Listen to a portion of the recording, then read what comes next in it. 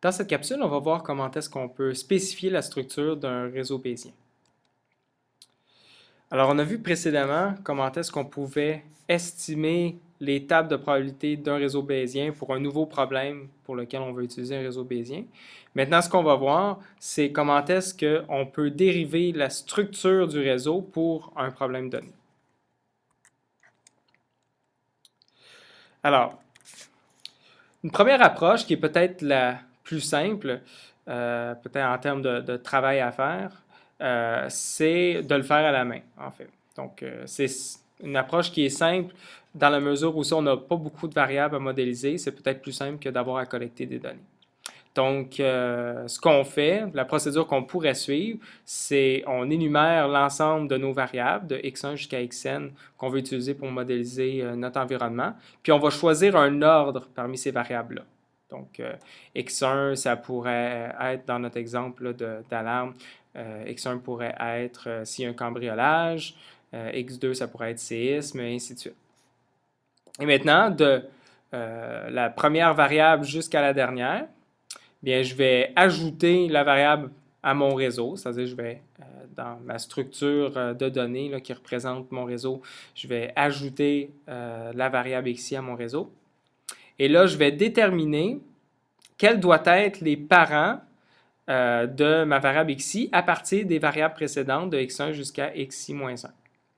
Donc, en d'autres mots, quels devraient être les parents qui sont tels qu'en fait, la probabilité conditionnelle de ma variable xi, étant donné tous les nœuds précédents, peut se réduire comme étant la probabilité de xi dépendant seulement des parents. Okay? Donc, en fait, à ce moment-ci, je suis en train de trouver quelles sont les indépendances conditionnelles que je peux me permettre de modéliser puis qui sont vraisemblables pour mon problème donné. Donc, en fait, je suis en train de faire un choix qui fait que je peux partir de la simple règle de chaînage dans un réseau bayésien pour arriver à une formulation un peu plus simple où les probabilités conditionnelles dont j'ai besoin, c'est seulement celles qui dépendent des parents que j'aurais choisis. Et donc, construire un bon réseau bayésien dans la mesure qu'il représente bien, modélise bien notre environnement, notre problème, il faut que sa structure reflète des indépendances conditionnelles qui ont du sens, donc qui se reflètent dans mon problème que j'essaie de modéliser. Mais en fait, c'est pas la seule partie importante dans la dérivation de la structure. Il se trouve que choisir l'ordre dans lequel j'ajoute mes nœuds à mon réseau bayésien, donc l'ordre dans lequel je traite mes différents nœuds, puis j'identifie les parents, c'est également un aspect important là, de ma procédure pour dériver la structure de mon réseau bayésien qui va avoir un impact important sur le résultat final. Et en fait, ce qu'on veut faire, c'est mettre en premier les causes racines dans les nœuds, donc les premiers nœuds dans mon ordre de variables, je devrais y mettre ce que j'appelle les causes racines, les causes premières dans mon environnement, puis mettre par la suite celles qui sont influencées par ces causes racines.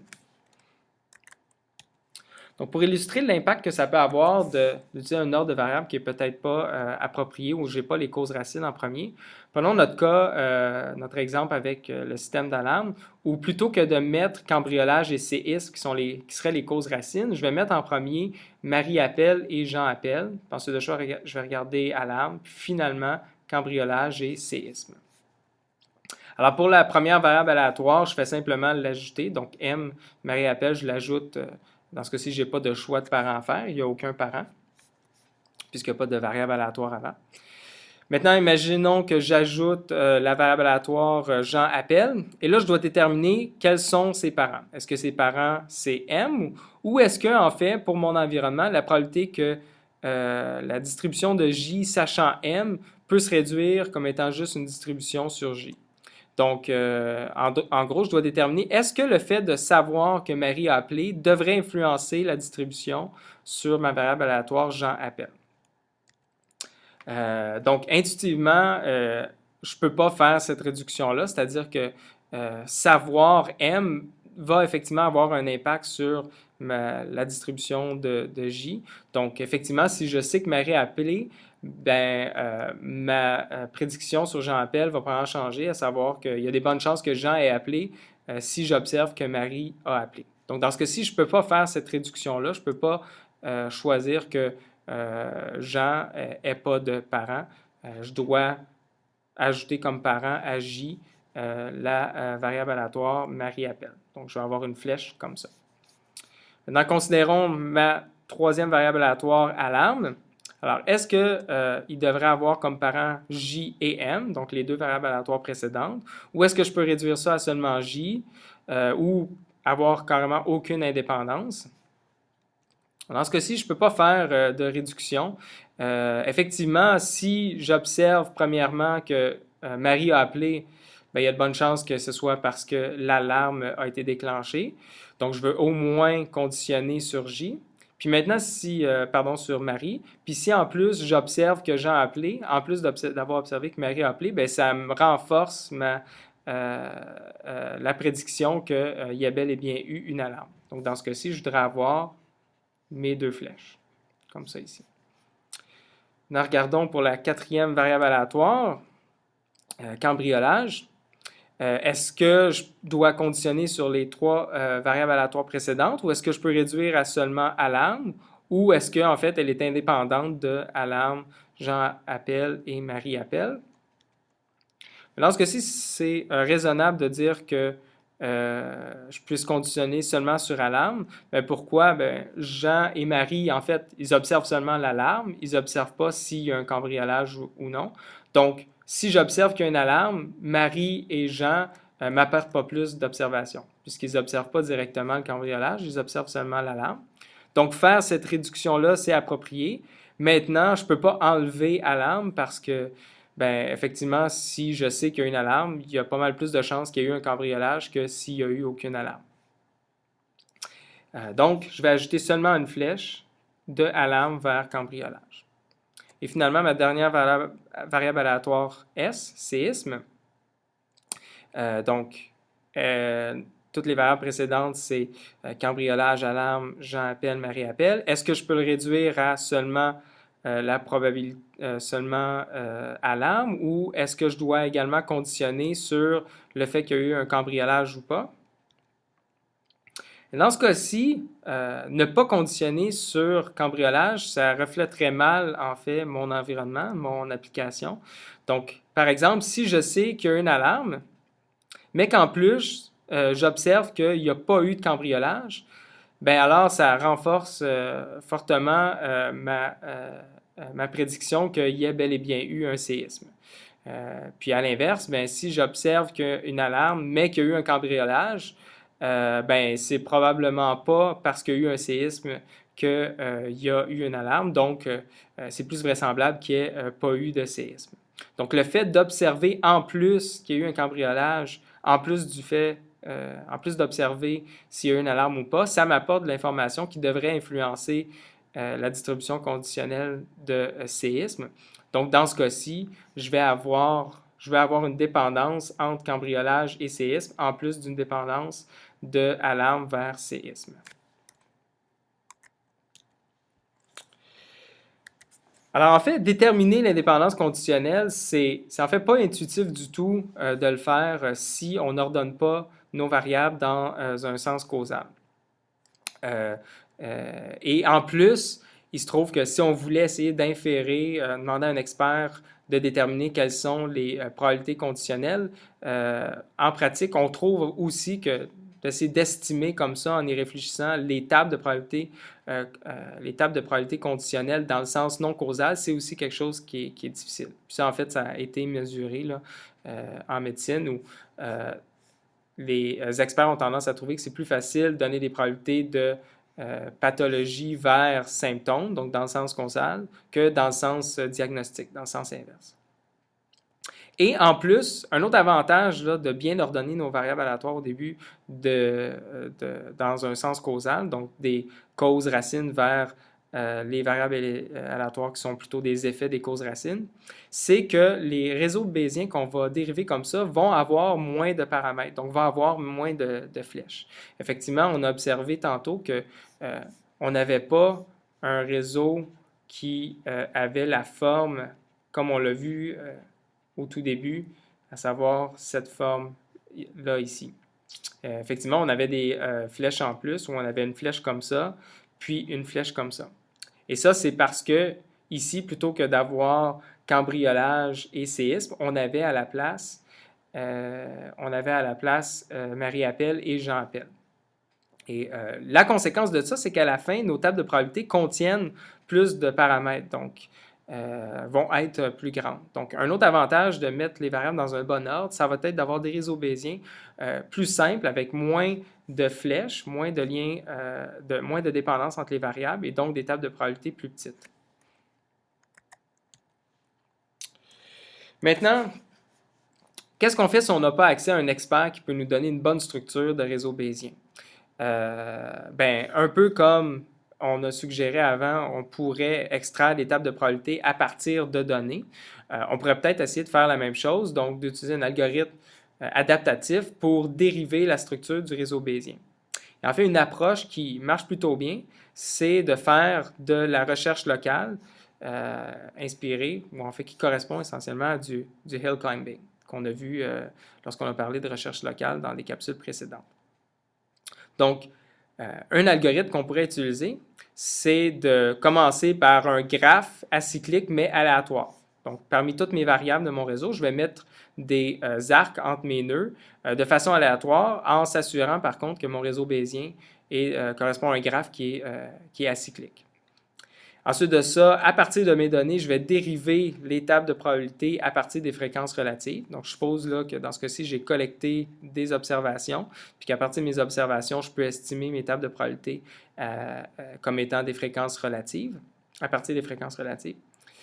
Puis ensuite de ça, on va commencer une recherche locale où on va générer des graphes successeurs avec des arcs un peu différents.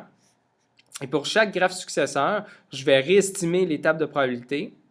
Et puis, je vais remplacer mon graphe courant par mon graphe successeur s'il est meilleur selon un certain critère. Et je vais parler de ce critère-là dans quelques instants. Et donc, comme en recherche locale, bien, je vais itérer comme ça en passant d'un graphe courant à un meilleur graphe, et en faisant plusieurs itérations jusqu'à ce que je n'arrive pas à améliorer la qualité de mon graphe. Donc, pour exécuter cet algorithme-là, ça va me prendre une notion d'un graphe successeur. Et des choix possibles de façon de générer des graphes successeurs, ça serait d'ajouter un arc à mon graphe courant ou de supprimer un arc à mon graphe courant ou d'inverser un arc dans mon graphe courant. Donc, par exemple, si c'était ça mon graphe courant ici, je pourrais décider d'ajouter un arc comme ça. Je pourrais décider d'enlever l'arc ici, ce qui donnerait le réseau bayésien ici. Je pourrais décider d'inverser l'arc ici, qui avant allait de cette direction-là, puis qui maintenant est inversé comme ça. Donc, pour toutes les possibilités d'ajout, de suppression, d'inversion, je pourrais générer un graphe successeur, puis toutes les considérer et prendre celui qui a le meilleur critère, qui est le meilleur, qui reflète le mieux mes données, et passer à ce graphe-là, puis itérer comme ça jusqu'à ce que je n'arrive pas à améliorer mon graphe. Donc ça correspondrait à faire du hill climbing, la recherche locale hill climbing, pour générer la meilleure structure de mon réseau bayésien. Alors, quelle fonction objectif utiliser finalement par ma recherche de hill climbing? Alors, une fonction objectif qui est souvent utilisée correspond à une combinaison de deux choses. C'est la combinaison de la log probabilité de mes données moins la complexité du graphe. Donc, je vais juste expliquer la notation. Donc, je note x1t jusqu'à xnt, avec petit x ici, comme étant la tème donnée dans mon ensemble de données que j'ai collectées.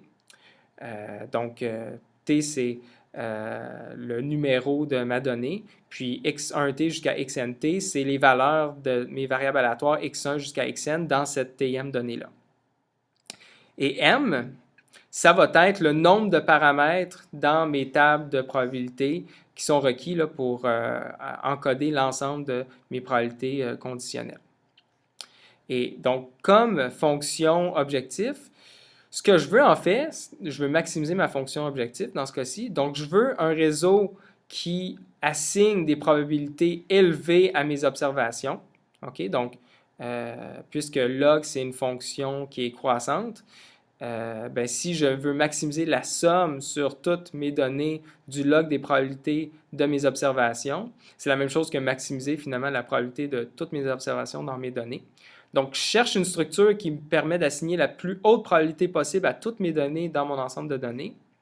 Mais par contre, je vais payer un prix associé à la complexité de mon réseau bayésien, c'est-à-dire le nombre de paramètres. Et en fait, on remarque ici que j'ai aussi une pénalisation qui dépend du log du nombre T de données. Donc, entre autres, l'idée ici, c'est que ce terme-là, plus j'ai de données, plus il va être important. Ce terme-là ici, plus j'ai de données, plus il est important, mais l'augmentation va être moins grande. Ici, on va avoir une augmentation linéaire en T, tandis qu'ici, on va avoir une augmentation logarithmique en T. Donc, au fur et à mesure que je vais collecter des données, ce terme-là va être de moins en moins important par rapport à ce terme-là. Donc, plus j'ai de données, plus je peux me permettre d'avoir une complexité, un nombre de paramètres M qui est élevé. Mais par contre, je vais toujours payer un prix. Et donc, intuitivement, là, ce que cet algorithme-là fait, c'est qu'on cherche un graphe qui explique bien les données, c'est-à-dire qu'il leur donne une haute probabilité, mais qui est compact, c'est-à-dire qu'il y a le moins de paramètres possible. Et cette combinaison-là, ici, entre un terme de probabilité des données et un terme de complexité de mon réseau bayésien, c'est une combinaison qui est souvent utilisée en pratique puis qui marche bien. Donc, je n'irai pas plus dans le détail pour cet algorithme-là. Je souhaitais surtout, en fait, vous donner une intuition sur comment est-ce qu'on peut inférer la structure d'un réseau bayésien avec un algorithme de recherche locale. C'est une autre belle application des algorithmes de recherche locale, mais dans le contexte des réseaux bayésiens. Et pour en savoir plus, je vous invite à lire la section 20.2.5 du livre de Russell et Norvig.